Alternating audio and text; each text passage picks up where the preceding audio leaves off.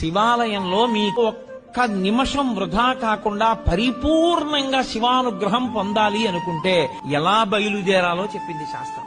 త్రిపుండ్రములను ధరించి బొట్టు పెట్టుకుని పంచ కట్టుకుని ఉత్తరీయాన్ని తీసి నడుముకి బిగించుకుని మీద ఉత్తరీయం వేసుకోకుండా శివాలయం బయటే చెప్పులు విడిచిపెట్టి కాళ్లు కడుక్కుని కుడికాలు ముందు పెట్టి లోపలికి వెళ్లి మొట్టమొదట రాజగోపురాన్ని చూసి తర్వాత శివాలయ గోపురాన్ని చూసి అప్పుడు మీరు శివాలయం దగ్గరికి వెళ్లి నంది దగ్గర మాత్రమే మీరు ప్రదక్షిణాన్ని ప్రారంభం చేయవలసి ఉంటుంది.